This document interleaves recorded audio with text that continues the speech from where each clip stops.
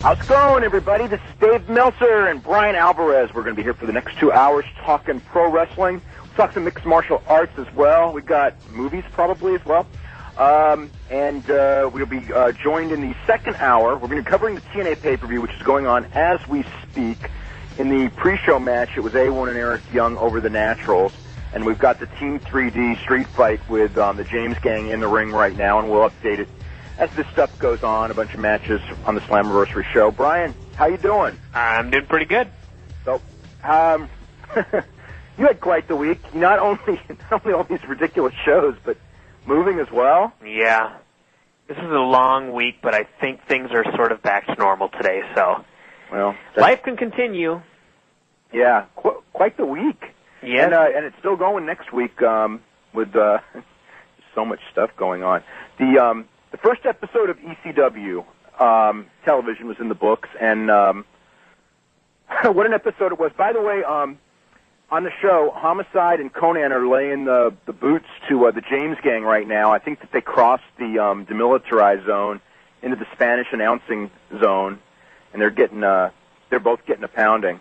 Anyway, no, only BG's getting a pounding because Kip James is at ringside with no special hair either. That's sad. Yeah. So anyway, I guess we should start with the ECW show on Tuesday, and your thoughts on it. Well, I'm on the West Coast, so, about an hour into the show on the East Coast, I started getting emails and even phone calls. People called and said, don't watch this show, it's horrible. Well, you can't not watch the show. Sure. So, but, I hear all this horrible stuff, and so I tuned in, and for about the first 20 minutes, I was like, this isn't great, but this is far from the worst show I've ever seen. The Zombie was at least funny. The Kurt Angle match, I was totally fine with it. Just a Kurt Angle destruction, just headbutt, this sort of thing. It was great. And then I had the problem with that is Joey Styles' lack of what's the word I'm looking for? Common sense wrestling announcing. Yes. Because if he had not gone on about Justin Credible being a former ECW world champion, Kurt Angle squashing Justin Credible, I had no problem with. Yeah. But it represented to those people by pointing out he's a former world champion, and then you have this WWE guy like squashing him like it's not even competition. It, in a sense, was people took it, they took it the wrong way. Yeah, I think that Joey was in a tough position because you either A, acknowledge it and what you explained goes down, or you don't acknowledge it and you have people upset that you didn't acknowledge the past. The best thing you could acknowledge the past during the Sandman's match. He was going over. The best thing would have been just not to put Justin Credible in there. Well, that's the other thing. You could have put any one of 15 different people in that Stevie same Richards. spot. But I mean, because they did, I don't think that he should have said it. Because I remember when they used to do the, I used to think like, and when this would have been like years later when Steve Austin became like the biggest star in wrestling, and Mikey Whipwreck was already down in the jobber ranks or preliminary ranks. I mean, he had his run in ECW, and then at the end, he really wasn't a major player. And every time he would go out there, especially on a pay-per-view, Joey Styles would always go, Mikey Whipwreck, he beat Steve Austin, which, in fact, he did, when Steve Austin was between jobs and all that. But to me, when you're going on, at that point in time, when you say that, you're saying to the people, we're so stupid that we put Mikey Whipwreck over Steve Austin. Yes. It's like, if, the timing and everything like that, it wasn't that stupid at the time. But it doesn't put Mikey Whipwreck over because you're not putting him over. If Mikey Whipwreck was the Sandman, he was the top guy in your promotion, or he was Taz, he was the top guy in the promotion, go, hey, he beat Steve Austin, it's saying something, but when it's one of your bottom guys, and it's the biggest star in the business, you're basically saying that, boy, we can't judge talent. Yeah. So anyway, just dumped a bra out of the ring, by the way. I don't know if you saw that, Brian. How did that get in there? I don't know how it got in there. They were using it as a foreign object. Kip James is covered in blood. We've got tables in the ring, plunder everywhere for this street fight that's going on. Quite a busy week. Happy Father's Day to all you people who are fathers. And including you. Happy Father's Day. Yeah, thank you. I went to the beach. That is quite the Father's Day gift for you, I would think. Yeah, but now I'm back. I'm back here watching another pay-per-view. Geez, we didn't even finish on the ECW. So we were into the Kurt Angle Justin Credible match, and I guess you should continue from Kelly the Stripper and that horrible battle royal. I almost gagged.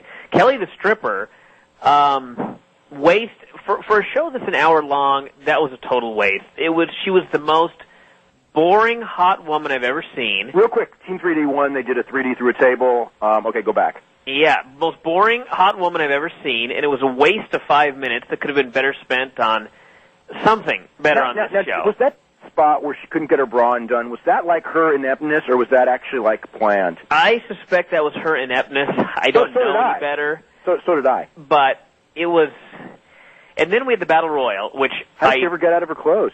I totally hated. The idea of a Battle Royal where there's weapons outside the ring, so you can go under the bottom rope or through the middle rope and get weapons, and then come back into the ring so you can be thrown over the top.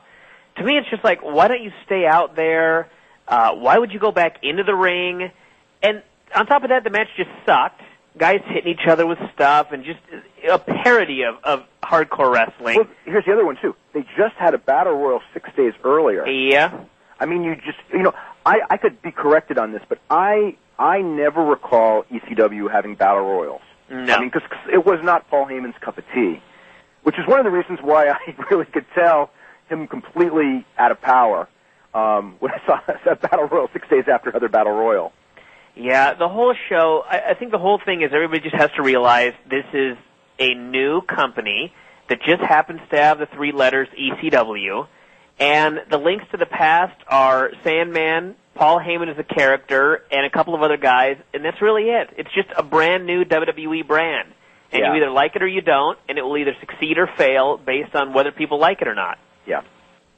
Well, yeah, but it was never going to succeed or fail based on what it once was anyway. No, never. Because what it once was is it's over. I mean, it's been over for 5 years, and you can't. I've lived through attempts to revive things. It doesn't work. It just doesn't. Whether it's a TV show, whether it's a sport, when something dies, I mean, you can resurrect something similar, but you can't resurrect it. And I think that a lot of people were expecting something that couldn't have worked. And I'll tell you what, Tuesday Night in Trenton was the real answer in the sense of there it was, the first ECW TV taping, and there weren't enough ECW fans to make a chance. No. And that's not defending the fact that, they had a terrible open. And that, they just did. They had a bad TV show. Let's see, what other stuff? Okay, did you see Nacho Libre yet? I did. Okay, tell me. I have not seen it. I'll probably go see it in the next week. What's your thoughts? Well, it actually reminded me, ironically, of ECW in that you have to sort of throw out all of your knowledge of wrestling. There were some links to real wrestling. There were some masked luchadors and that sort of thing. There were a couple of guys that did lucha high spots. They actually took the ring announcer from Arena Mexico and gave him the ring announcer role in this film. Mm-hmm. But, there was also stuff like a match there was no reason for the matches ending. Pinfalls could occur outside the ring and that sort of thing.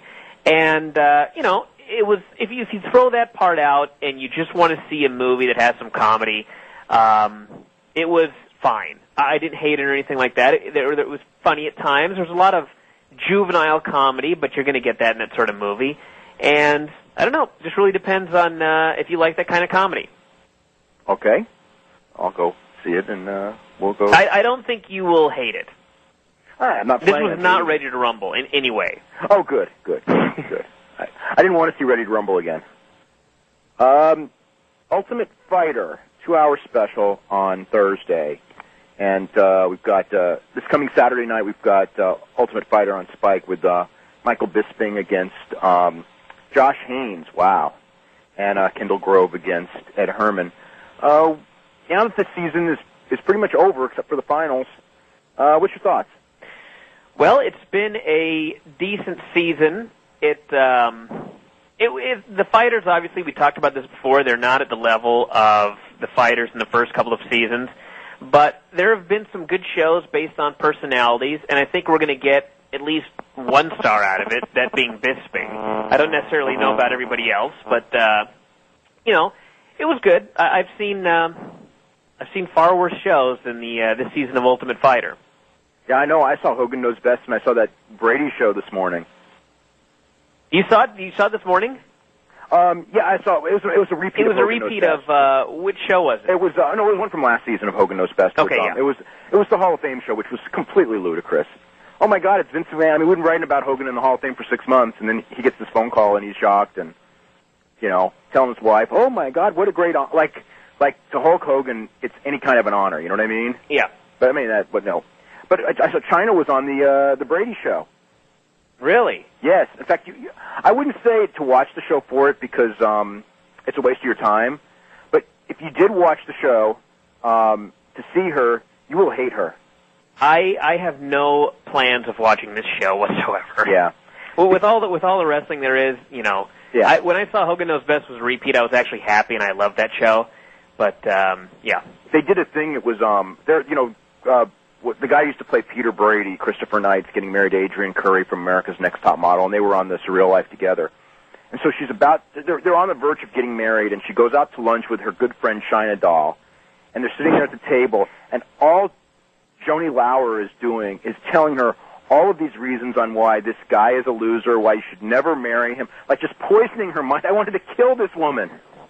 Wow. Oh, it's just like, you just have to see it. It's like, here's this, Adrienne Curry who's sort of nervous, and you want your friend to kind of like, give you kind of, because everyone is kind of scared before they get married, and she is just, did you sign a prenup? Yes. And then it's just like, well, he's not into you, he's into himself, and I mean, it's just like this man hater, just like, making like this nervous girl, like so much worse, and it's like, God, I was hating that woman. I'm amazed that you went to the beach for a whole day for Father's Day and came back and actually watched China. No. It was on the TV at the beach at 8 in the morning when I woke up. Okay, that makes sense. Yeah, I mean, I'm usually not up that early, but I had to get up to see this.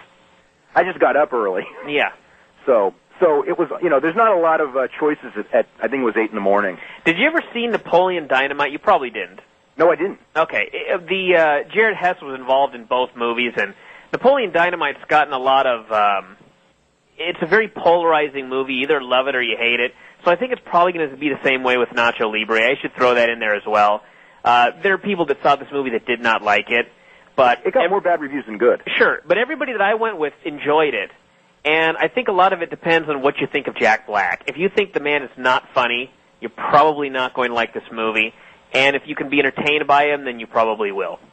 I always like Jack Black. Sure. And the people in the audience last night really seemed to enjoy it. Well, I think if they don't like Jack Black, they're probably going to a different movie. That's yeah. So, Pride, we're 2 weeks away from Pride. So this is actually our last show because next week's WWE pay-per-view. Before the Pride show, actually, we'll be on the air before the thing airs on pay-per-view, although it will actually have taken place the night before. So let's go through real quick picks. Crow Cop Yoshida. I will go with Crow Cop. Yeah, I will too. I actually am pretty strong on that one. I just can't visualize, I can't visualize a way that Yoshida wins. I mean, I know he could take him down and submit him. I just don't believe that's going to happen. Crow Cop Sprawl is so great, though. I know. He may never get him down. And even if he does, I just don't see him submitting him. Although, because I mean, Fedor never came close. Yeah. And, I think Fedor's submissions in martial arts are better than Yoshida's, or certainly as good. Nogueira and Fabricio Verdum. I will go with Nogueira. I guess I will, too. That match has the potential to either be really good or really boring. Yeah. I'm not sure which one. Nogueira doesn't often have boring fights, though.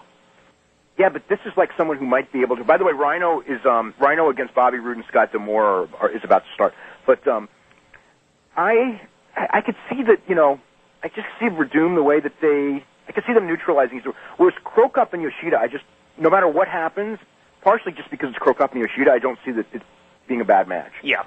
Then Fujita and Silva, which I think will be a great match. I got to go with Silva.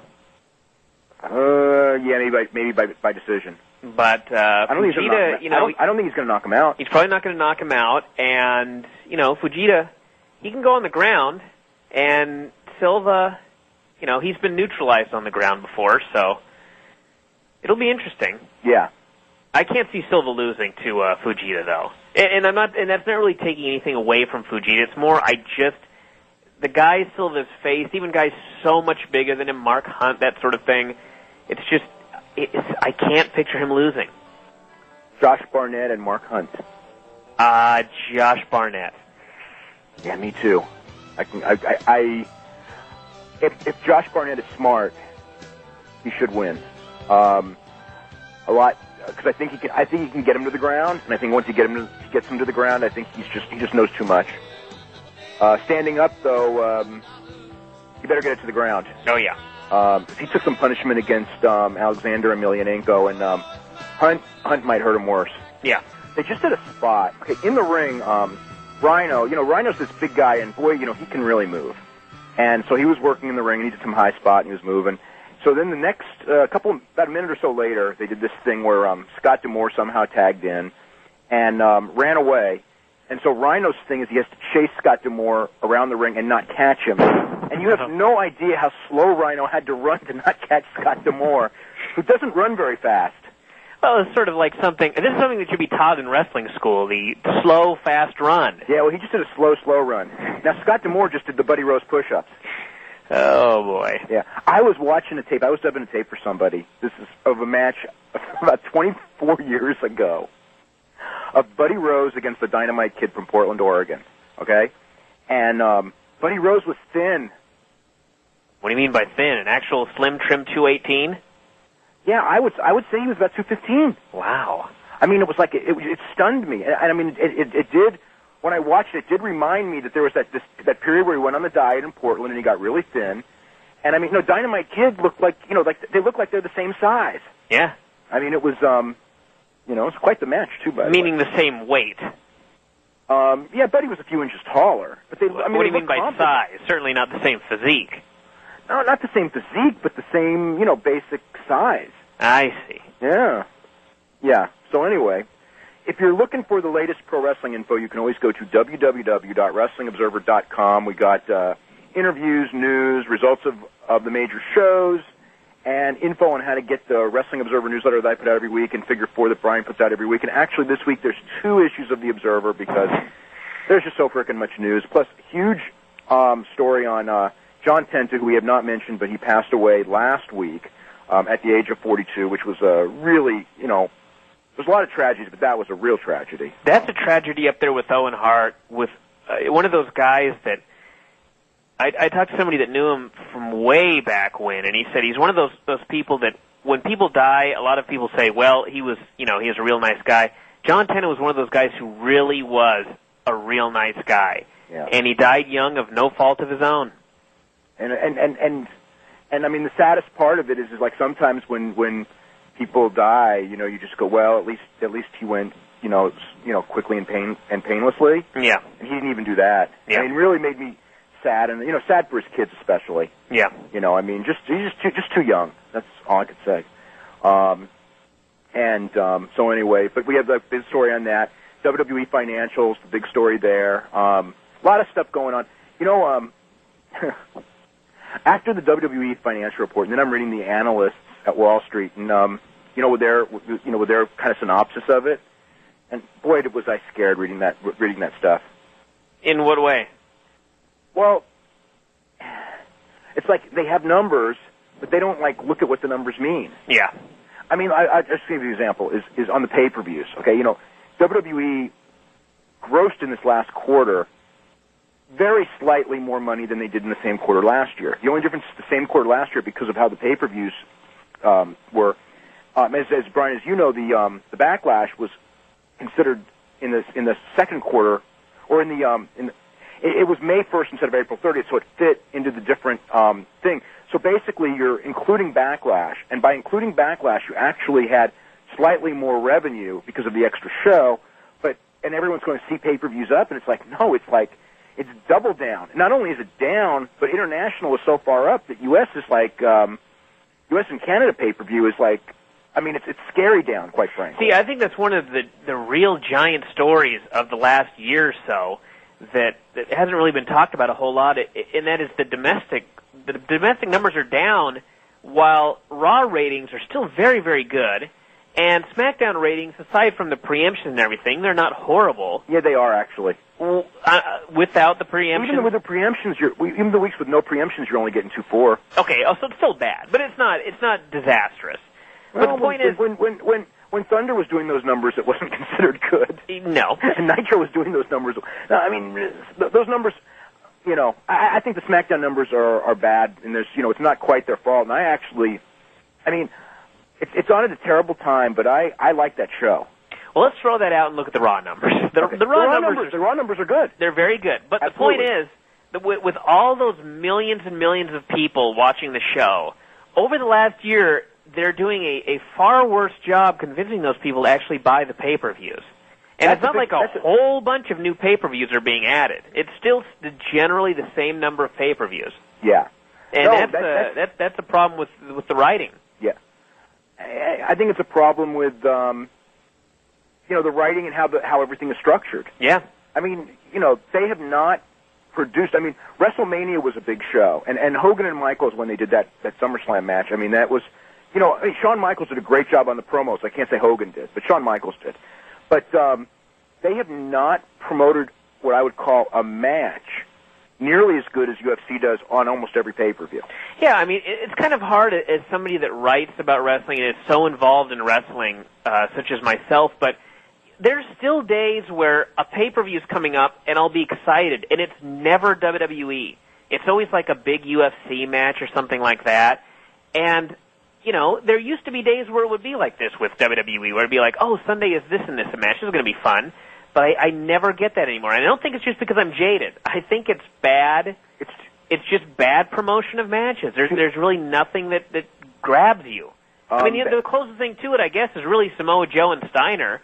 And I really know what that's going to be, so there's only, Well, the problem with Samoa Joe and Steiner is that I thought that the stuff they did on Thursday, with the interviews, which was done UFC style, that was tremendous. Oh, yeah, that was great. Yeah. The only problem is that can't live up to it. No. I mean, it's a problem.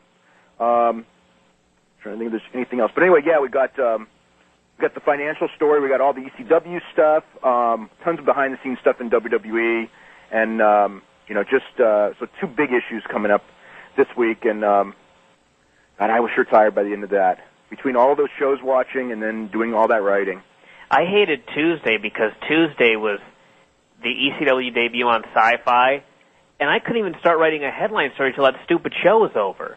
Yeah. And that was, I don't have the satellite here, so I had to wait till 10 o'clock to start watching it, and I had to start writing stuff at 11 to get it out, by Wednesday morning. So that was truly it's going to be like that for the next forever. Yeah, but at least from now on, I just have to write. Unless something huge happens on the TV, I just have to write a TV report. Yeah. This was like I had to tie everything together after watching this TV show because the TV show changed everything.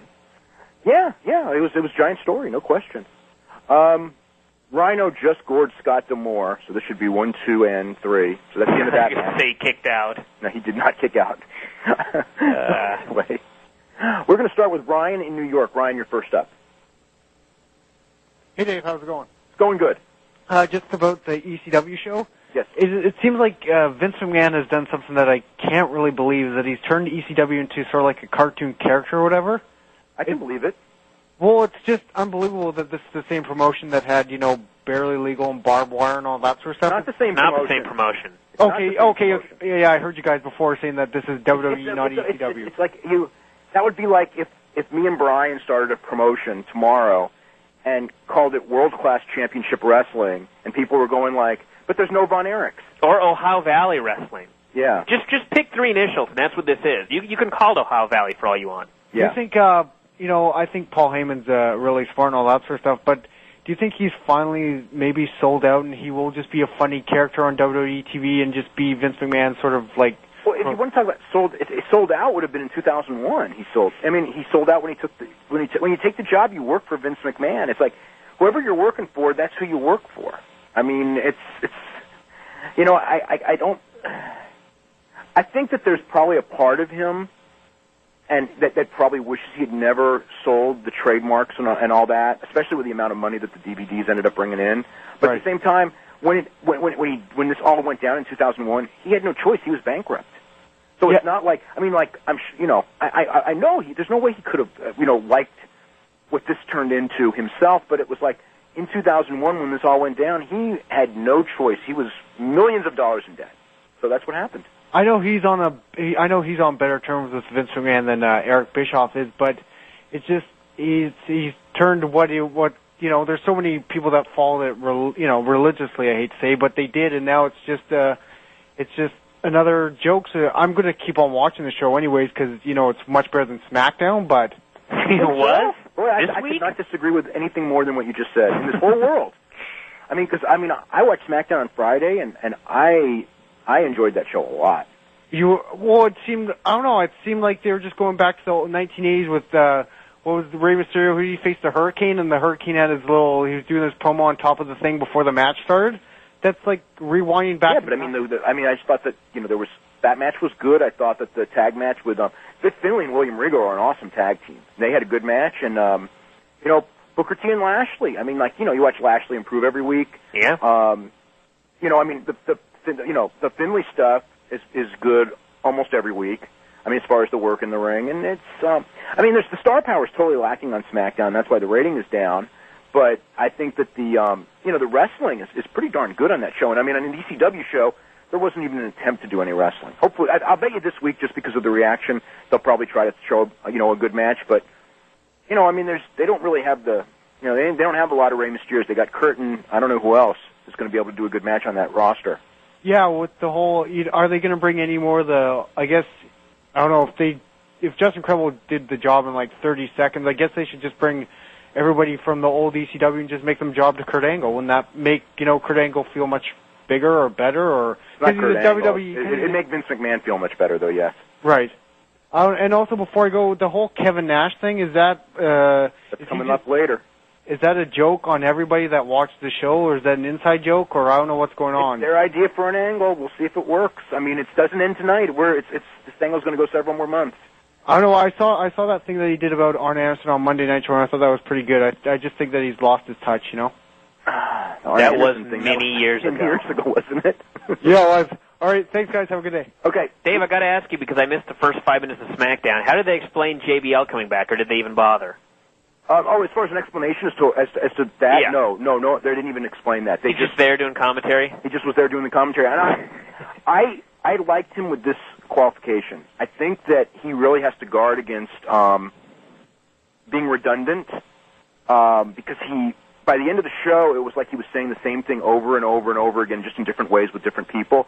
But I thought that for a first show, he was tremendous, actually, for a first show. I can't remember who it was, but somebody, may have been Jim Ross, somebody in some interview said something about how one thing commentators need to understand is sometimes it's okay to just be quiet. Oh, he doesn't understand that. Yeah, I think that was the one thing, was he just kept talking. And I remember there was one part he was trying to make a joke about Michael Cole, and I think Cole was going to try and throw in a comeback, and he started about 4 times and just never got to it because JBL just kept going. Yeah, he doesn't. And also the other thing is, and this is, wrestlers naturally are there to get themselves over because that's how they made their money.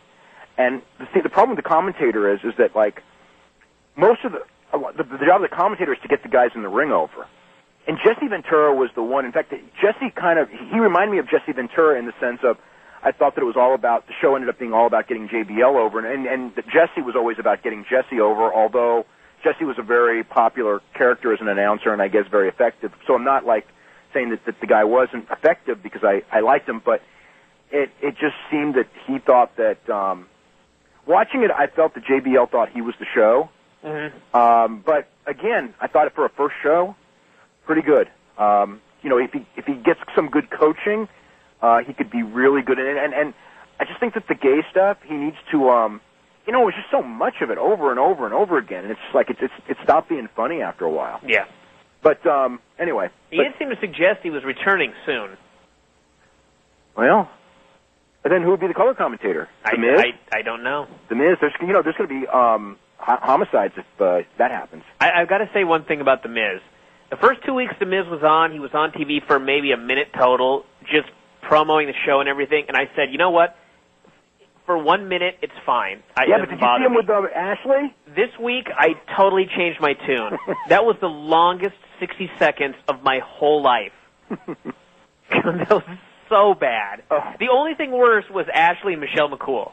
That was bad. Ooh, that backstage segment. Oh. Ooh, I know. Michelle McCool and the girl on ECW, it's a tough, I just don't know who has less charisma. They have this knack of taking these really good-looking women and making you not want to see them. Exactly. I often wondered about it. I often, it was like a year ago, I thought, is this because I'm 30? Because I don't used to remember seeing hot girls on TV and going, I don't need to see this week. And I've now realized it's not me. It's just not me. No, it's them. It's them. Yeah. No, because watch Rochelle. Okay, that's true. I could watch that All Access every day on a loop, just all day long. And like she just does this cameos doing the ring card girl stuff on that like she did on Thursday. And it was like, I had no problem with that. Yep. Okay, let's go to Warren in Kentucky. Warren, what's going on? Hey guys, thanks for taking my call. Can I get your opinions on something? Sure. Real quick. All right, me and my friends were real big ECW fans back in the day, and we, realized that it's not like what we used to think it is.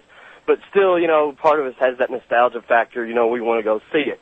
Well, we had the dilemma this week because it was a big on-sale day for ECW tickets, and we had the dilemma of whether going to a SmackDown show in Nashville and paying like $65 for ringside seats or paying $25 and going to a house show. And I told my buddies, I was like, I think it would be better to go to a house show because we're not real big SmackDown people, and we would probably get a better show for our enjoyment out of going to a house show. What do you think on that? They're not going to be messing around as much on a house show, but you're going to have, it's funny. It's almost like going to the Nostalgia Tour in the sense of you're going to get a lot of guys who, how many of those guys are going to be able to give you much? I mean, other than the fact that you're going to see guys, maybe they'll be able to play the music. Maybe they won't. I don't know. Yeah, that was another question. Would you think they'd be able to play the music and do some stuff that they can't do on regular TV? We're gonna know in a week. I don't know. Knowing WWE, I would say probably the TV music. I don't think that they want to. I don't think WWE's in there for reliving the past. I think that they're in there forging their own new direction. Oh, well. And I just thought it was kind of sad, just something a minute ago. I'm watching the TNA pay-per-view right now, and I just thought it was kind of sad, the fact that the James Gang and the Team 3D had more of a hardcore sort of match than what we saw on Wednesday night. Well, I mean, I was expecting that. I don't know if that's sad. I mean, the Team 3D was always good at that type of a match anyway. And, Weapons Battle Royals, almost by their very nature, are almost turned into a clown show because it's just over and over the same thing. I mean, without, and that certainly was what Tuesday was. Also, too, I've noticed that the OVW up here, it's kind of, ever since Heyman's left, it's like my interest went with it. I just can't, I live like 5 minutes from the arena, and I haven't been since he's left. Well, he's still writing the shows. Now, I think that the show on Wednesday is going to be Gagne's first show, Greg Gagne's first show. But I think that he actually... the show this past Wednesday, I don't know if he wrote it. The show the week before... I think the show, as far as I know, the show last week, they wrote, and then I think Paul faxed the script in at the very last minute, but I don't think they used it. Okay, because the show the week before I could still tell was a Heyman show. Yeah. But it is probably it now, though. The last one I was able to catch was when Kennedy came back and wrestled Punk for the title. Yeah, that was a show that I missed that show. Yeah, that was the last show I got to see. I thought it was really good. I mean, I read the spoilers and stuff, and I don't know if it's the fact that Heyman's not writing it anymore, and I'm such a big Heyman Kool-Aid drinker, so to speak, or he's still writing it for 2 more weeks after that, after the Kennedy show. I just don't know if it's that or the fact that they've just caught up so many stars that they just haven't really built any new ones up yet. Well, that's the nature of what OVW is. Especially now that they're doing a brand extension. It's funny. It's funny that Punk's still there. I don't know. It's just kind of. It's not funny, but it's just. I guess if you have a weird. It's not surprising. There's. Yeah. It's not. No, it's not the bit surprising, but it's just kind of wrestling, I guess is the word. Yeah, all right, well, guys, I really appreciate it. Thank you. Go to Ed in San Antonio. Ed, what's going on?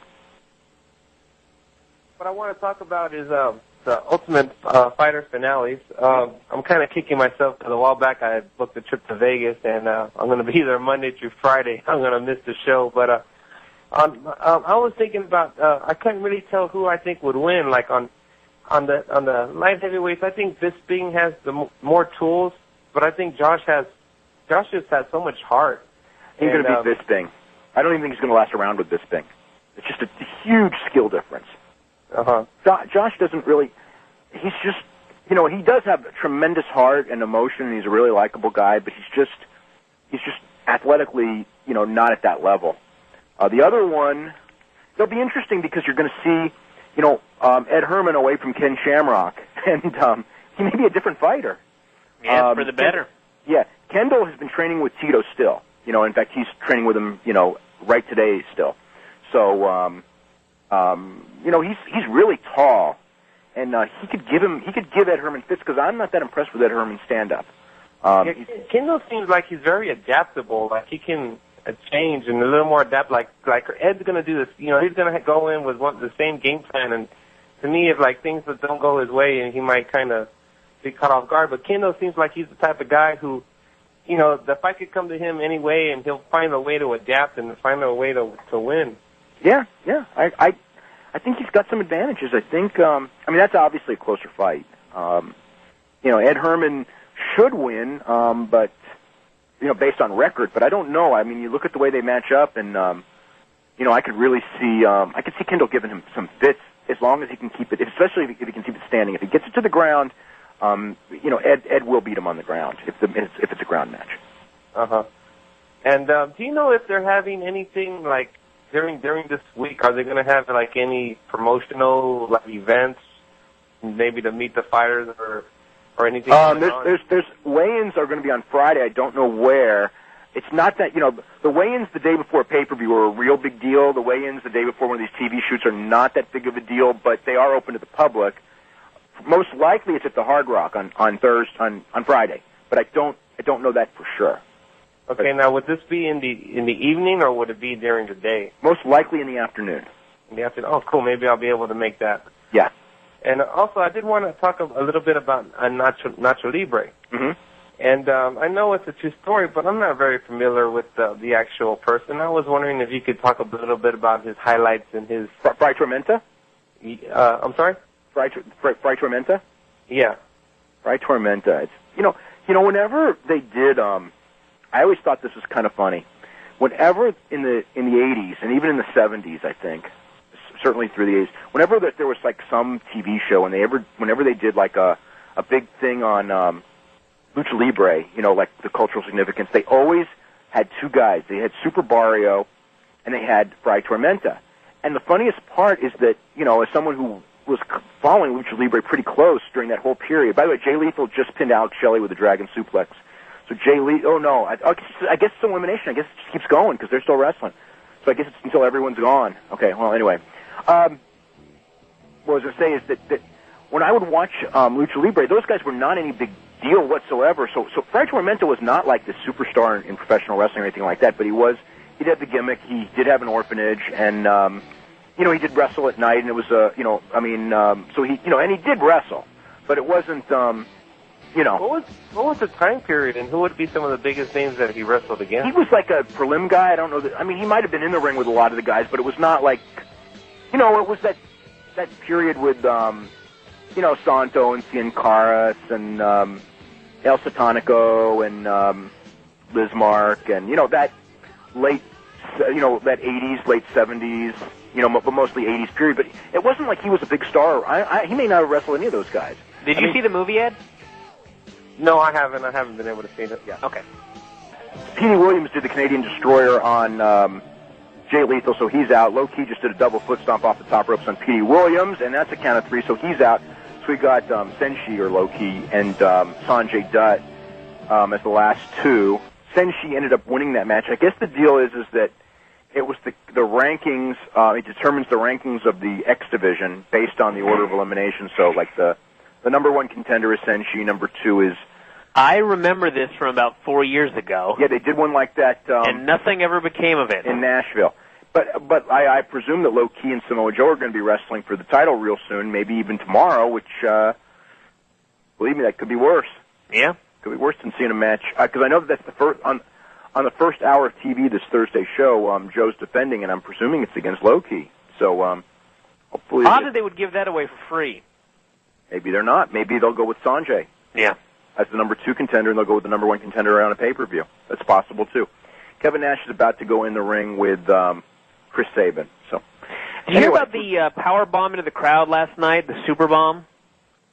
I heard about it. What? Why? I don't know, but I think that we have several callers that are hanging on who were at the Ring of Honor show, so I'm sure that someone will tell us about it very soon. Okay. So we're going to go to Michelle in New York. Are you there? Hello? Hello? Hi there. Hi, hey, what's going on, Dave? Not too much. What's going on? Recently there has been a brouhaha on the internet about Ring of Honor paying off reporters to give positive reviews to their DVDs. Is this true? I've sure never heard of anything like that. I don't see why they would have to. Oh, I see. Yeah. But have you ever been offered any cash money under the table from any wrestlers to put them over? That was really intelligent. Yeah. Let's go to Richard in Ohio. Richard. Are you there? Richard?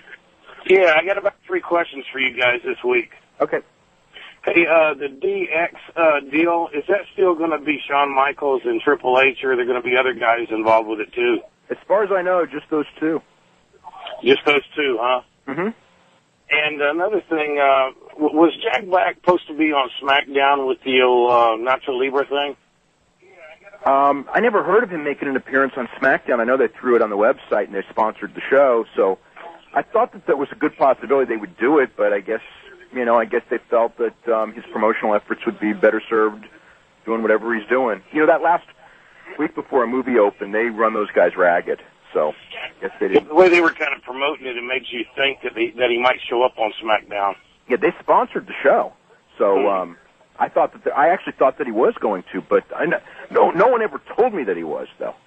Oh, okay. And the third question is, a lot of the wrestlers seem to be losing their contracts and getting fired, and I heard on the net that it's supposed to be because they're trying to pay Brock Lesnar high dollars.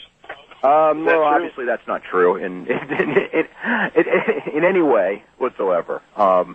Actually, who's really been released recently? I don't think anyone's been released for financial reasons. No one's been their own released stupidity. for financial reasons since probably July of last year. Yeah. And that wasn't even financial reasons because the company's been making money. So, no one's been released. Everyone who's been released has been for something stupid that they have done. Yeah. No one has been released for financial reasons probably since, many years, actually. Oh, okay. Okay? All right, well, I appreciate that. Thank you. Okay, bye. Okay, we're going to go to Rob in Indiana. Rob, what's going on?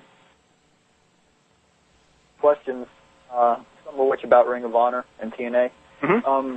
First question, Bryan Danielson seems to be the biggest star on the independent scene who doesn't work with TNA or WWE. Mm-hmm. Does TNA have any interest at all in him, or does Bryan just refuse to work for the big guys? Well, Bryan Danielson would be a real tough fit for WWE. I mean, just if you watch the stock, they'd never give him the time to do those kind of matches that he likes to do, and he doesn't have the kind of look. He doesn't have the size that they want.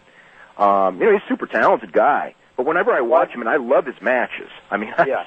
But the only thing I always come to my mind is he could never do this in WWE. The fans would never put up with it. It's a different kind of thing, and this is what he likes. So, more power to him to do what he likes.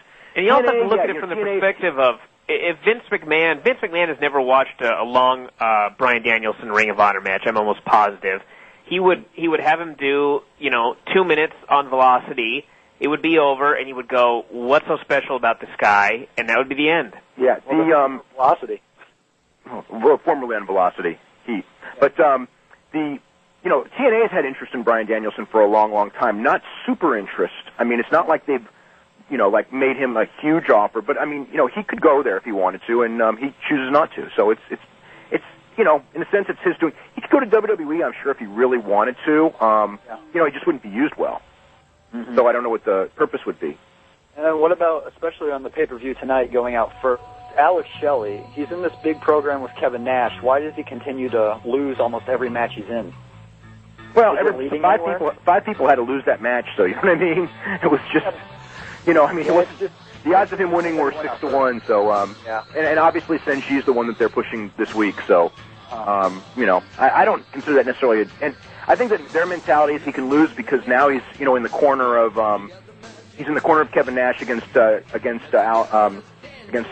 his name, Sabin, and he's interfering. So they probably figured that since he's going to get to interfere later in the show, he can certainly lose earlier in the show. So I think he'll be a big guy eventually. Okay, it's not his time right now. And we are joined by Bobby Roode, who earlier tonight was wrestling with Rhino, Bobby Roode and Scott D'Amore, and on the TNA pay-per-view, and the Chris Sabin, Kevin Nash match is in the ring, and I don't know how good the match is, but Chris Sabin's running around like crazy, and Kevin Nash is on the ground and just got a near fall on him. So anyway, I believe there are chants of Sabin sucks.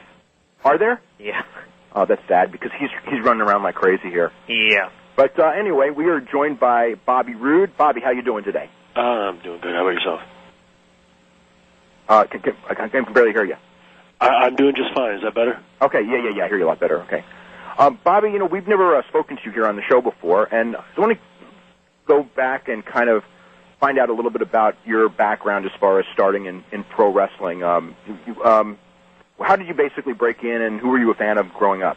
I broke in originally I started getting broken in by Sean Morley Valvinus, probably back in '96, and just basically learned the basics from Sean, and we were good friends as it was. So when he went off to bigger and better things, I was out of the ring for probably a year and a half, and Shane Sewell, who was over in Puerto Rico, he's Glamour Boy Shane over in Puerto Rico, who was Sean's partner at the time, kind of took me under his wing and started training me a little more, and ended up having my first match about 4 months later. So started in about '98.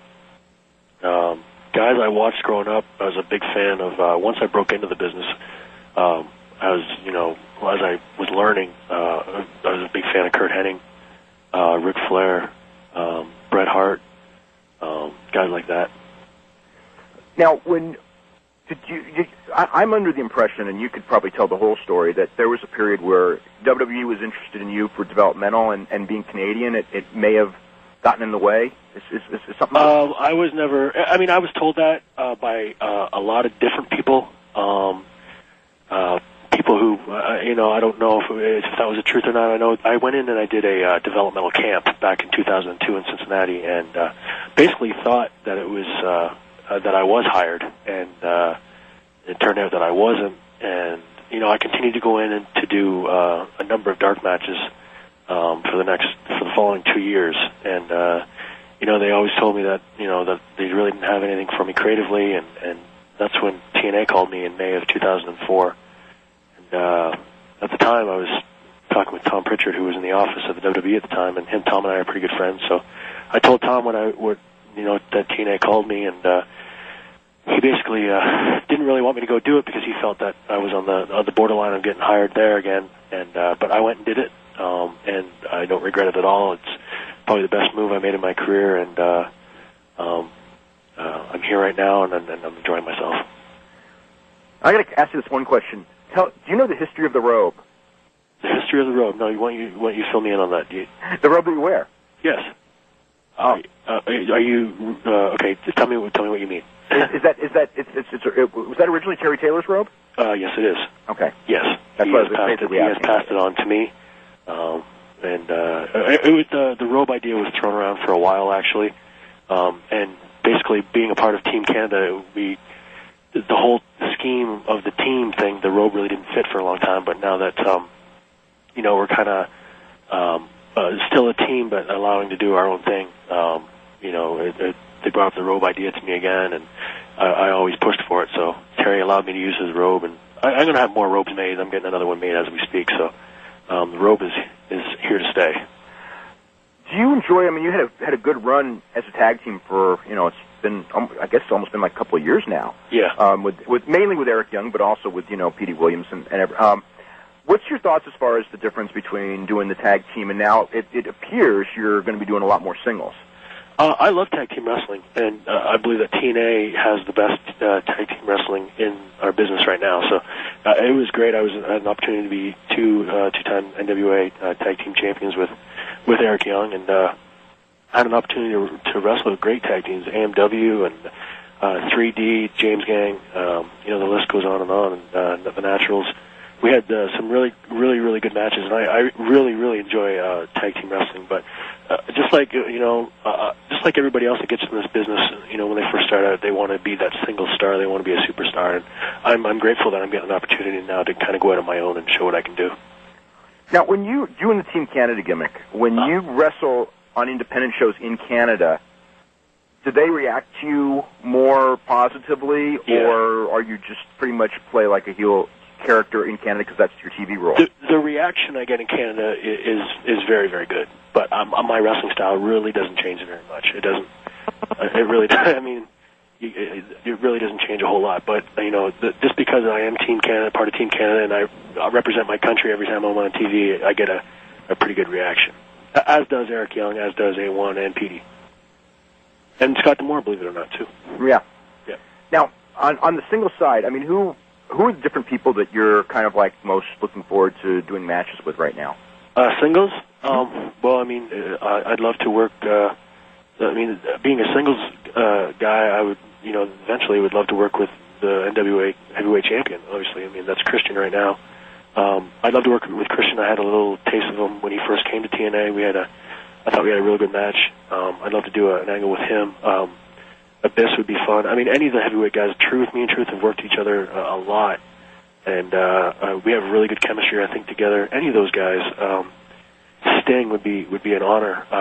Anybody in the heavyweight division, I'm itching at it right now because I'm getting my first taste, with Rhino right now, and it's been fun working with Rhino too. So I'm looking forward to the opportunity. How many dates per month do you get as far as? Obviously, you've got the TV for TNA and the pay-per-views and an occasional house show. How many other dates do you work? It's touch and go. There are busier times and there are slower times. So, I mean, I like to think that I'm comfortably busy. Probably I want to say I have at least a weekend off a month.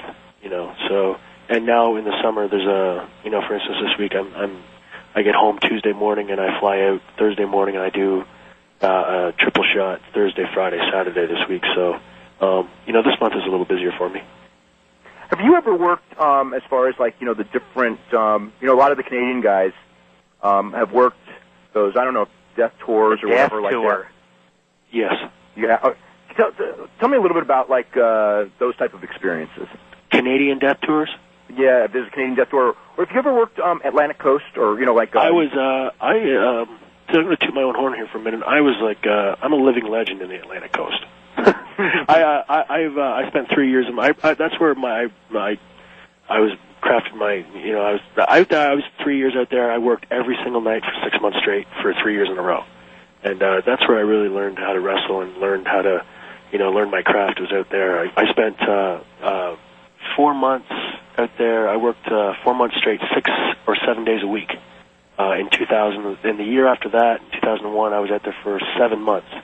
We worked every single day for 7 months. So that's working like on the East Coast of Canada? East Coast of Canada, yeah. Was that Emile Dupree? New Brunswick, Nova Scotia, and Prince Edward Island. How are the fans different? Because that's a part of the North America that we never. I mean, we know it exists. I mean, we get results, but we really no one sees tapes from there. How are the fans different from there? How do they react as compared to the rest of Canada or the United States? Each town is different, to be honest with you. There are a lot of old school wrestling fans in a lot of smaller, more hickish towns. I say hickish. In Nova Scotia and New Brunswick and PEI, but and I mean the bigger towns in Halifax and stuff like that, you get more Americanized, more smarter fans. So you get a mixture of everybody. When did you decide on doing the Bobby Roode character, I guess, as just the one you were going to use? How do you mean? The one that I'm using right now in Team Canada? Sure. I mean, did you have a bunch of other gimmicks? I see Totally Awesome, but I don't know if that was the only one early on, or what exactly happened there. He died a long time ago, Totally Awesome. That was the first name I used in 1998 for my first 6 or 7 matches. And then after that, you just went with Bobby Roode, and it was like that forever? Pretty much, yeah. Okay. When I started in 2000 doing tours in Atlantic Canada, I was actually called the Natural Bobby Roode. I had blonde hair, so I did that gimmick out there. And then when I came to TNA, I was part of the X Cup, and I was one of the bigger guys in the X division at the time. So they kind of handed me the handle of the Enforcer. So, and it's kind of just carried on from there.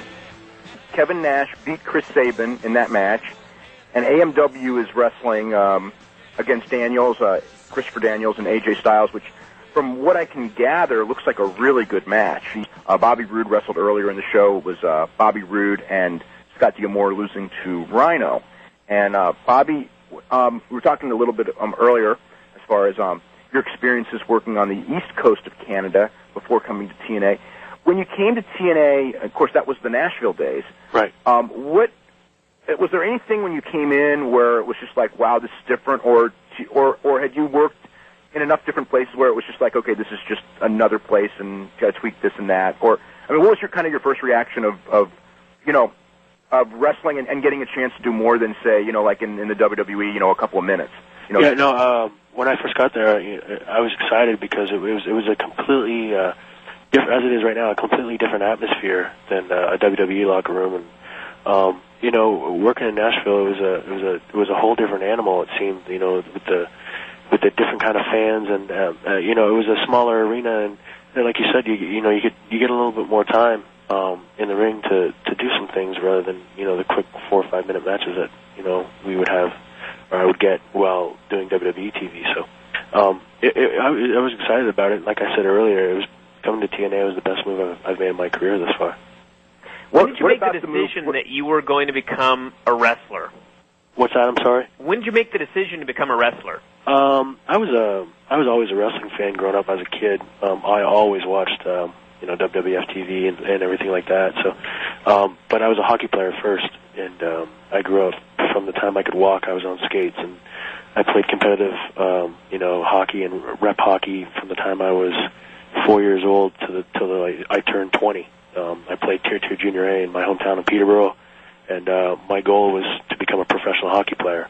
And around the age of 16, 17, I started working out and lifting weights and got into bodybuilding and stuff like that. So my body changed, and I became a little heavier, and so my skating ability and my flexibility and stuff, I was losing that at my age. So, and I knew past a certain point, when you turn 18, 19, you probably know that the NHL isn't, within your grasp. And I always wanted to get into wrestling, and that's when Sean and I, Val, we kind of became friends and stuff like that. And I just took a shot, and I knew he was a wrestler, and like I said, I went out to his house, and we started rolling around, bumping, and then, I mean, the rest is history. Did you ever wrestle in Puerto Rico, or did you ever talk about wrestling in Puerto Rico? Yes. Just because I've been in Puerto Rico 3 different times, actually. I worked when I first broke in 98, I went over for a short time for Carlos Colon, WWC, and just recently with TNA, I went over with, it was 2004, I guess it was in October of 2004, I went over with Jeff Jarrett and Conan, and I did a weekend shot over there with IWA, and I just recently went over there last April for IWA again. So I'm probably looking forward to going back again. Dutch Mantel, who is part of TNA here, is trying to get me back over with WWC, Carlos Colon's company, and I'm hoping to get back over there. I really love working on that island, and plus my friend, the guy who trained me, Shane Sewell, is still over there too, so it's good to see him. Now, what happened because he's lived there for years and years? Yes. Has he talked about, coming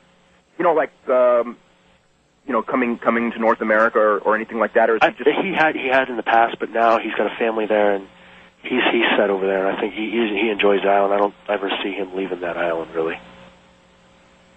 Because I'm just, it's a Canadian who's been living in Puerto Rico for I don't know, it seems like 5-6 years. It seems. Yeah, he's happy over there. He is like Hulk Hogan on that island, and he's married. He's got a son, and he's got a beautiful home, and he's very settled, and he's basically on his way out of the business, I think. So he's just enjoying himself right now. Mm-hmm.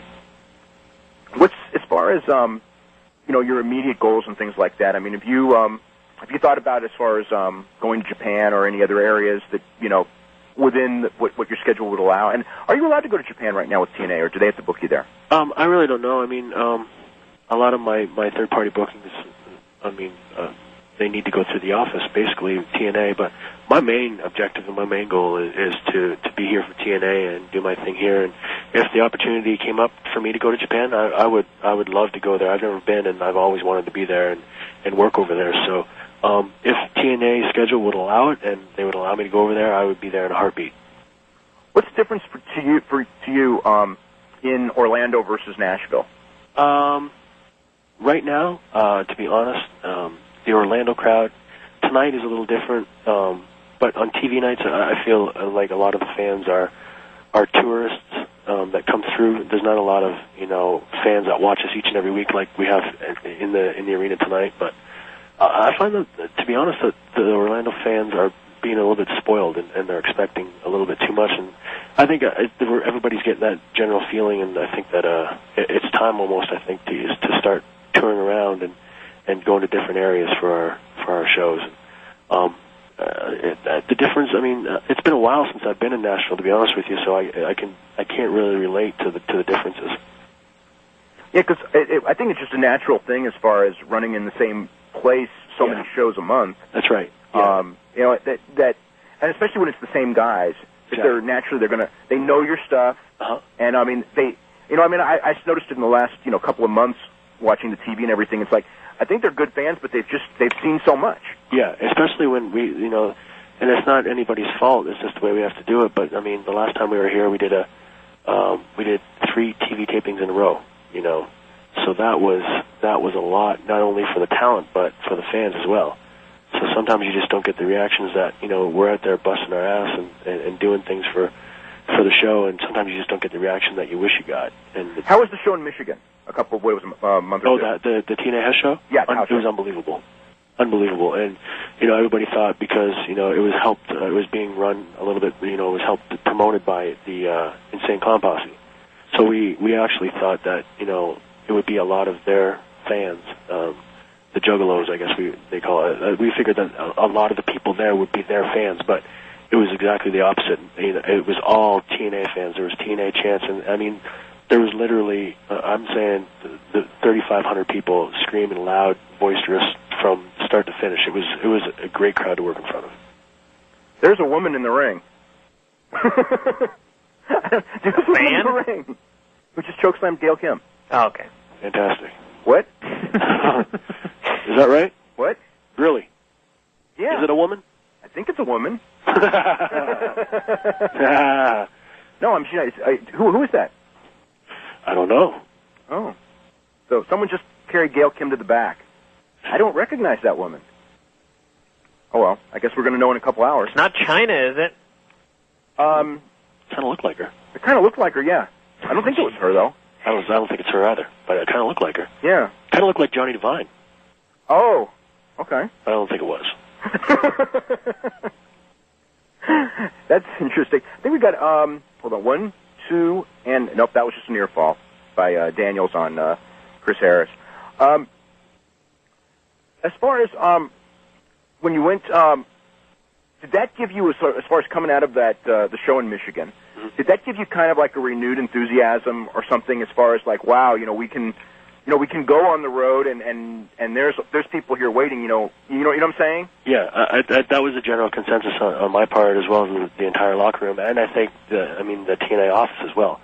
And we're doing some house shows now, and I heard that we're going to start doing more house shows too, so that's positive. And the reaction that we've gotten over the last couple pay-per-views recently in Philadelphia and New Jersey, that just goes to show that people are watching our product and are enjoying it. So I think it's time. Everybody agrees from the locker room right through to the office that I think it's time to start going different places. Whether not necessarily for our TV shows, because I think that Orlando's a good spot for it personally, but the non-televised shows and stuff like that, I think it's time to press on with that. I think pay-per-views too. How do you balance? Oh, pay-per-views definitely. I think it's. I agree. Everybody agrees. I think it's time that we start shifting the pay-per-views to different cities. Yeah. Okay, go ahead, Brian. How do you balance working on the road as opposed to working on TV? Because when you're on the road, if you say you've got 3 shows coming up on the weekend, you can't go all out all 3 nights, or do you try and go all out all 3 nights? How do you balance not ripping the people off with not killing yourself? Well, I mean, you just go out every night and you work to how the people are reacting and what you think the people want. That's you just go out and I always go out and I work hard. And you just try not to kill yourself at any point, really. You know what I mean? I'm in this business for the long run, and like you said, if I have 3 shows in a row, then there are nights that you don't want to go out and do kill yourself, but the adrenaline and everything gets in you, and you just go out and you do it anyway. So I think that's a consensus with our whole locker room. To be honest with you, is that we just what's your feeling like let's say this weekend. Yeah. If you had a Saturday, I don't know if you worked last night, but if you have a Saturday night show before the Sunday and then the Monday where you may have to work a couple of times, depending on the TV schedule, and like the Sunday show, generally you're going to be in a long match and you have to be in a good match. I mean, what's your feeling on Saturday as far as how much you want to do, or do you really not even think about it when you're in the ring and just honestly, yeah, I mean, I don't really, to be honest, I really don't think about it. I didn't work Saturday, but I had a show Wednesday night. And, I didn't really think, I got to be careful because I have a match on Sunday. I just go out. It's my job. I go out and I do it, and I have fun doing it. So that's just the mentality behind it. Did you ever have the situation where when you worked, when you really thought about being safe, that's sort of when you got hurt? Knock on wood, I've never really seriously been hurt. So I can't really say yes or no. So I just go out with the same mentality every night. What, as far as when you were in WWE, was there anybody in particular that you wished you could have gotten a chance to wrestle with that maybe you did or maybe you didn't? Well, I mean, I was just there as an enhancement talent basically when I was there, so I was never under contract. So, I mean, there's a ton of guys there that I would love to work with. I was fortunate enough to work with some good guy. I had a great match with Billy Kidman on TV. I worked with I worked with a lot of guys. Saturn. I worked with Prince Albert, A-Train a couple times. Chuck Palumbo. I know I'm forgetting a bunch of other people. Al Snow. But I mean, being where I am right now, I'd love to have an opportunity to, wrestle a lot of those guys there. A lot of the top guys would be, it'd be fun. Triple H and Ric Flair would be a dream come true. But I mean, that's here nor there because I'm not there and I'm happy where I'm at. But if you're asking me who I would like to work with there's a handful of guys. Really quick, it looks like something big is about to happen. I don't know. There have been a lot of... Chris Daniels just got the pin on, I believe it's James Storm with a moonsault, so the championship just changed hands. And good luck to you, and we'll be talking to you soon. All right, I appreciate it. Okay, you're very welcome. There is a video with Ken Shamrock and Sting and Jeff Jarrett on the screen right now. I think this is going to be the introduction of Jim Cornette. That would make sense. Yeah. So anyway, this should be, I'm sure it'll be a good promo. Let's go to Eric in New Jersey. What's going on, Eric? Eric. Just wanted to talk to you real quick about the Ring of Honor show. Oh, we actually wanted to know about, so tell us about the power bomb. Okay. Picture Mike Awesome powerbombing Masato Tanaka off the top rope, except B.J. Whitmer powerbombing Jimmy Jacobs into the crowd instead of the ring. Into the crowd, with no table? No. Onto people? I believe they were powerbombed onto students or just some sort of plants. I didn't really get a good view of it. But I thought it was really funny how, I called in because I was listening to shows I usually do, and you brought up the fake ECW. And I'd been to the TNA show and ROH last night and seen a lot of wrestling in the past week and a half. And I was really struck last night by the really good Ring of Honor show in that when Heyman was on TV, especially with promoting Angle about how this is going to be the new ECW and this is a new style, it seemed as if, well, that's what Ring of Honor kind of what is. And it just really struck me as funny how last night Ring of Honor pretty much proved that it's a lot more extreme than this ECW claims it is. And I have two questions for you. The first one is, how do you see this universal negative reaction to the first ECW show? The second one hasn't happened yet. But how do you see this possibly affecting Ring of Honor? And the second one is, do you see this new ECW as just the next step in this huge nostalgia trip that WWE's been on? Because between between Monday and Tuesday, I feel like I'm in 97. Between DX, I don't think that ECW is meant. I don't think that ECW is meant as nostalgia as much as this is Vince's vision of it, which is, I think Vince has a pretty shallow vision of what it was, and that's what Vince is trying to deliver. Mm-hmm. I watched that Battle Royal, and I felt like, oh man, we're like in 1996, and this was like Extreme before, it's always, things always change, and what I saw there was the innovative weapons, all that weapon stuff was very new in, 1996 or 97. Mm-hmm. And now it's old because everybody does it, and it's, been done to death. And it felt like it was, that's how I felt watching that Battle Royal. Though it was like, I've even discussed that with some people in the company, was with this whole idea of Vince's idea of ECW being mindless weapon shots, and it was kind of like, that's what they did for a while in TNA, and it was like dated then, and that was 4 years ago in Nashville. Right. But yeah, the Ring of Honor, I'm only up to the end of March when it comes to watching the DVDs, but I just think those guys give you a great show, and I love how hard the young guys work, and the main event matches are great matches, and they bring in some awfully good guys, like Kenta last night. I love how that goon before asked about Ring of Honor paying off people, because I'm sure they had to pay off a lot of people to give good reviews to Joe Kobashi and the Dragon. Oh yeah. I mean, especially Brian. Yeah. Let me tell you. Brian, we haven't talked about this, but Brian and I think we've emailed about this, but that, because the last time we did the show and I told Brian, about that 6-man tag, but that match was like frickin', I mean, I still can't get over that match. It was a match where, you said so much about it, and I read other people saying so much about it, and when I watched it, I've seen this happen to me many times. About 10 minutes in, I just sit there going, what are these people talking about? This is good, but this is far from the best match I've seen all year. And then by the time it's over, I was just like, nothing this whole year has come even close to that match. And just one of the best matches I've ever seen. Yeah, I mean, it was just, it was a March 31st 6-man tag from the Dragon Gate promotion, and I didn't, but I mean, they bring in guys who are good, and they got great fans in the sense of you can take those guys who they don't really know. I mean, they kind of know the names, but they really don't know the guys. And if they put on a match like that, the people will react to it like it is a match of the year. Kobashi Joe, of course, they decided it was a match of the year before it started, and then it lived up to it. But that match, those guys worked it, and those guys, the crowd reacted to it. Because, I mean, just the way that crowd when they were doing, like, Please Don't End, because it was funny when they did that, the moment that chant started, where they go, Please Don't End, I'm, like, thinking, God, I wish this match doesn't end. Because it was so good. But anything else, Eric?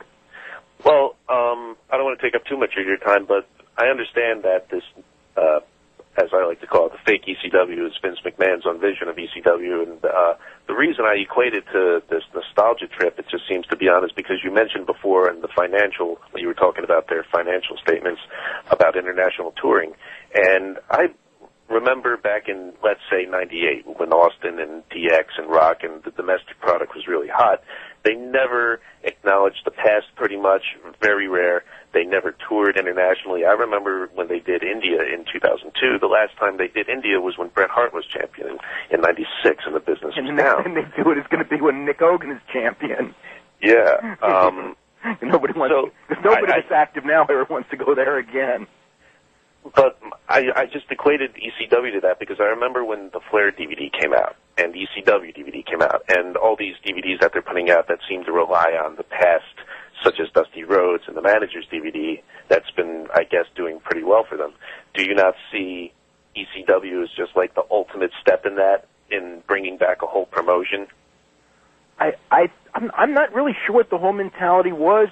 I think that, because it all happened out of nowhere. They did these negotiations out of nowhere. They still don't even have TV in Canada.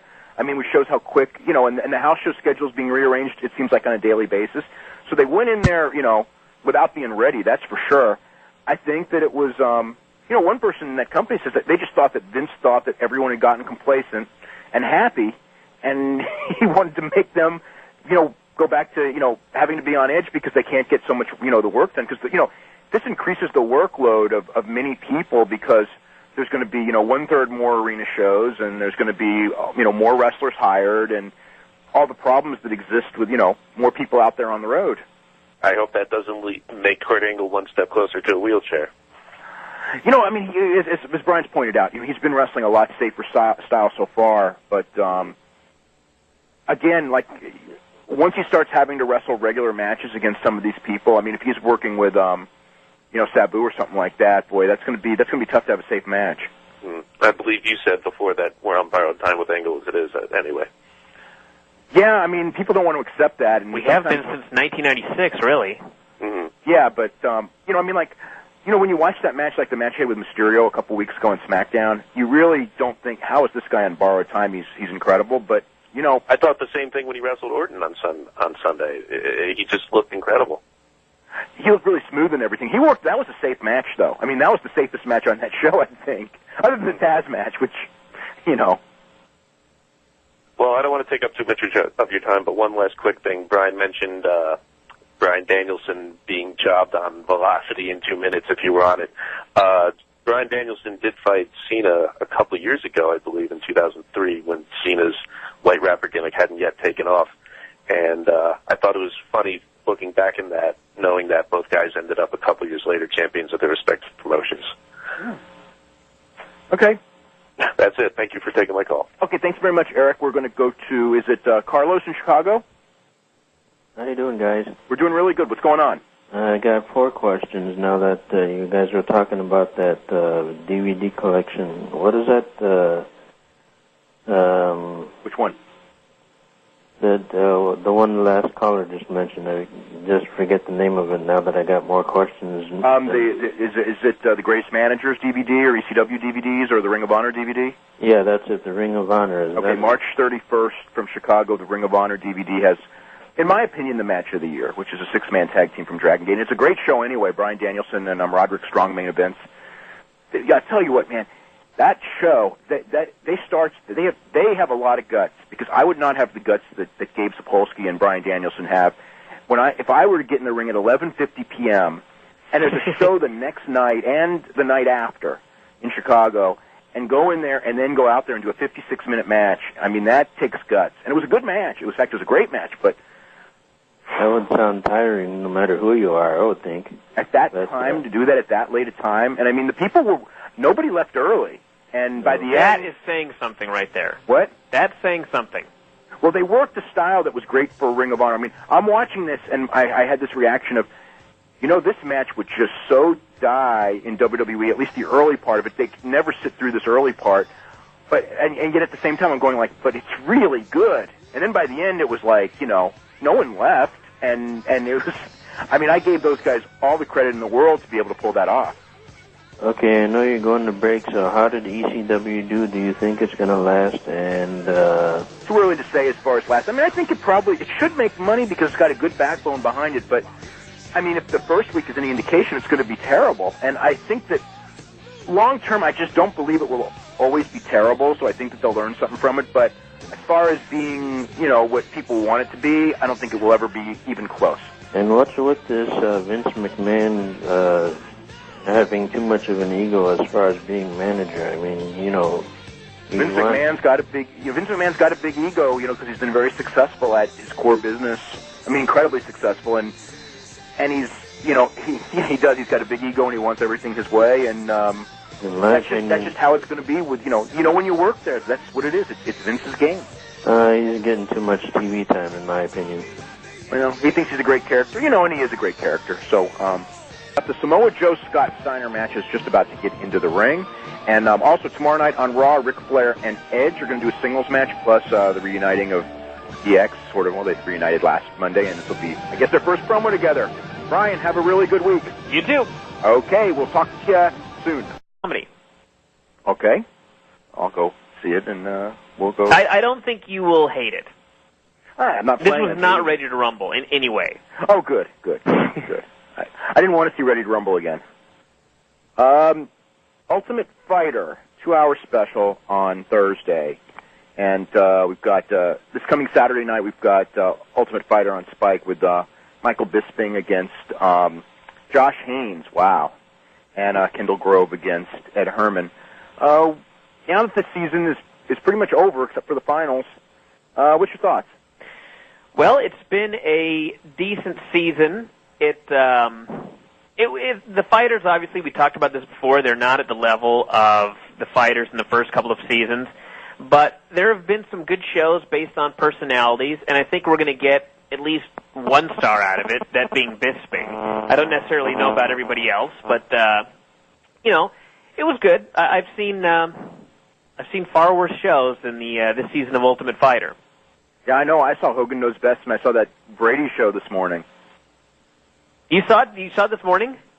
Yeah, I saw it. It was a repeat. It was a repeat of which show was it? It was it was one from last season of Hogan Knows Best. Okay, yeah. It was the Hall of Fame show, which was completely ludicrous. Oh my God, it's Vince McMahon. I mean, we've been writing about Hogan in the Hall of Fame for 6 months, and then he gets this phone call and he's shocked and telling his wife, "Oh my God, what a great like to Hulk Hogan, it's any kind of an honor." You know what I mean? Yeah. But I mean that, but no. But I saw China was on the Brady show. Really? Yes. In fact, I wouldn't say to watch the show for it because it's a waste of your time. But if you did watch the show to see her, you will hate her. I have no plans of watching this show whatsoever. Yeah. Well, with all the wrestling there is, Yeah. when I saw Hogan Knows Best was a repeat, I was actually happy and I loved that show. But yeah, they did a thing. It was the guy who used to play Peter Brady, Christopher Knight's getting married to Adrienne Curry from America's Next Top Model, and they were on the Surreal Life together. And so they're on the verge of getting married, and she goes out to lunch with her good friend China Doll, and they're sitting there at the table, and all Joni Lauer is doing is telling her all of these reasons on why this guy is a loser, why you should never marry him, like just poisoning her mind. I wanted to kill this woman.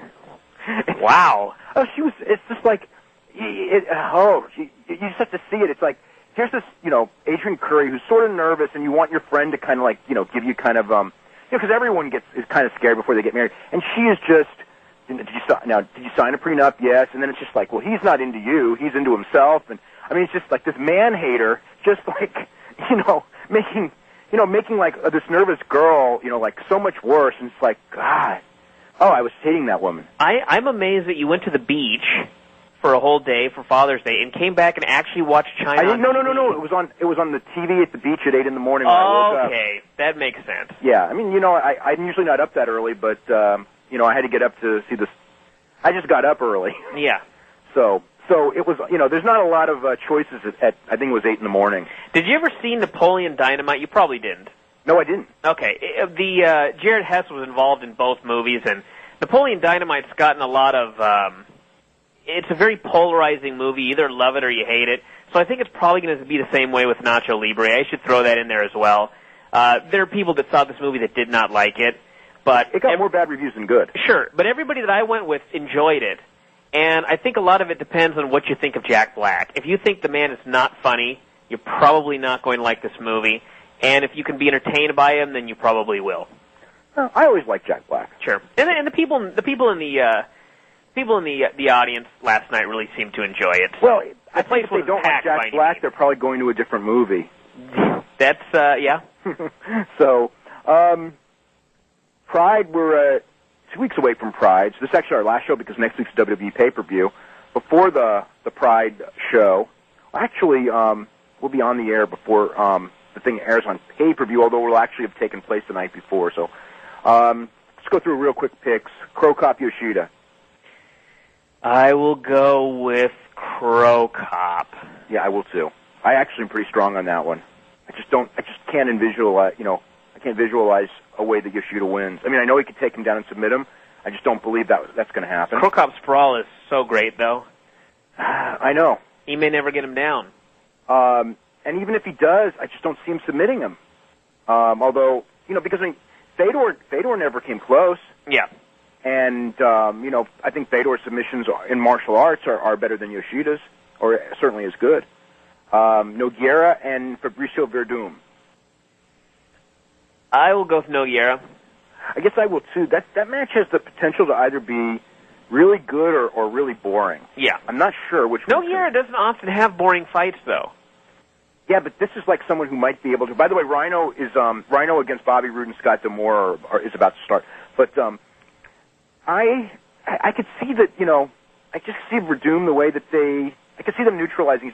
Whereas Crow Cup and Yoshida, no matter what happens, partially just because it's Crow Cup and Yoshida, I don't see that it's being a bad. How's it going, everybody? This is Dave Meltzer and Brian Alvarez. We're going to be here for the next 2 hours talking pro wrestling. We'll talk some mixed martial arts as well. We've got movies probably as well.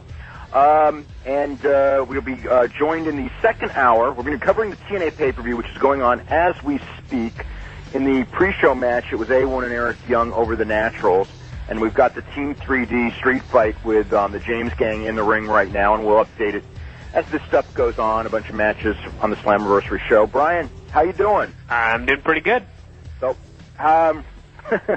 you had quite the week. Not only all these ridiculous shows, but moving as well. Yeah. This is a long week, but I think things are sort of back to normal today, so well, life can continue. Yeah, quite the week. Yeah. And it's still going next week with so much stuff going on. The first episode of ECW television was in the books, and what an episode it was. By the way, on the show, Homicide and Conan are laying the boots to the James Gang right now. I think that they crossed the demilitarized zone into the Spanish announcing zone, and they're both getting a pounding. Anyway, no, only BG's getting a pounding because Kip James is at ringside with no special hair either. That's sad. Yeah. So anyway, I guess we should start with the ECW show on Tuesday, and your thoughts on it. Well, I'm on the West Coast, so, about an hour into the show on the East Coast, I started getting emails and even phone calls. People called and said, don't watch this show, it's horrible. Well, you can't not watch the show. Sure. So, but, I hear all this horrible stuff, and so I tuned in, and for about the first 20 minutes, I was like, this isn't great, but this is far from the worst show I've ever seen. The Zombie was at least funny. The Kurt Angle match, I was totally fine with it, just a Kurt Angle destruction, just headbutt, this sort of thing. It was great. And then I had the problem with that is Joey Styles' lack of what's the word I'm looking for? Common sense wrestling announcing. Yes. Because if he had not gone on about Just Incredible being a former ECW world champion, Kurt Angle squashing Just Incredible, I had no problem with. Yeah. But it represented to those people by pointing out he's a former world champion, and then you have this WWE guy like squashing him like it's not even competition. It, in a sense, was people took it, they took it the wrong way. Yeah, I think that Joey was in a tough position because you either A, acknowledge it and what you explained goes down, or you don't do the middle rope and get weapons and then come back into the ring so you can be thrown over the top. To me, it's just like, why don't you stay out there? Why would you go back into the ring? And on top of that, the match just sucked. Guys hitting each other with stuff and just a parody of hardcore wrestling. Well, here's the other one, too. They just had a Battle Royal 6 days earlier. Yeah. I mean, I could be corrected on this, but I never recall ECW having Battle Royals. No. I mean, because it was not Paul Heyman's cup of tea, which is one of the reasons why I really could tell him completely out of power when I saw that Battle Royal 6 days after another Battle Royal. Yeah, the whole show, I think the whole thing is everybody just has to realize this is a new company that just happens to have the 3 letters ECW, and the links to the past are Sandman, Paul Heyman is a character, and a couple of other guys, and that's really it. It's just a brand new WWE brand, and you either like it or you don't, and it will either succeed or fail based on whether people like it or not. Yeah. Well, yeah, but it was never going to succeed or fail based on what it once was anyway. No, never. Because what it once was is it's over. I mean, it's been over for 5 years, and you can't. I've lived through attempts to revive things. It doesn't work. It just doesn't. Whether it's a TV show, whether it's a sport, when something dies, you can resurrect something similar, but you can't resurrect it. And I think that a lot of people were expecting something that couldn't have worked. And I'll tell you what, Tuesday Night in Trenton was the real answer in the sense of there it was, the first ECW TV taping, and there weren't enough ECW fans to make a chant. No. And that's not defending the fact that they had a terrible open, and that they just did. They had a bad TV show. Let's see what other stuff. Okay, did you see Nacho Libre yet? I did. Okay, tell me. I have not seen it. I'll probably go see it in the next week. What's your thoughts? Well, it actually reminded me, ironically, of ECW in that you have to sort of throw out all of your knowledge of wrestling. There were some links to real wrestling. There were some masked luchadors and that sort of thing. There were a couple of guys that did lucha high spots. They actually took the ring announcer from Arena Mexico and gave him the ring announcer role in this film. Mm-hmm. But, there was also stuff like a match there was no reason for the matches ending. Pinfalls could occur outside the ring and that sort of thing. And, it was, if you throw that part out and you just want to see a movie that has some comedy, it was fine. I didn't hate it or anything like that. It was funny at times. There's a lot of juvenile comedy, but you're going to get that in that sort of movie. And I don't know. Just really depends on if you like that kind of comedy. Acknowledge it, and you have people upset that you didn't acknowledge the past. The best thing would have been the past during the Sandman's match. He was going over. The best thing would have been just not to put Just Incredible in there. Well, that's the other thing. You could have put any one of 15 different people in that Stevie same Richards. spot. But I mean, because they did, I mean, I don't think that he should have said it. Because I remember when they used to do the, I used to think like, and when this would have been like years later when Steve Austin become like the biggest star in wrestling, and Mikey Whipwreck was already down in the jobber ranks or preliminary ranks. I mean, he had his run in ECW, and then at the end, he really wasn't a major player. And every time he would go out there, especially on a pay-per-view, Joey Styles would always go, Mikey Whipwreck, he beat Steve Austin, which, in fact, he did, when Steve Austin was between jobs and all that. But to me, when you're going on, at that point in time, when you say that, you're saying to the people, we're so stupid that we put Mikey Whipwreck over Steve Austin. Yes. I mean, it's like, if, the timing and everything like that, it wasn't that stupid at the time.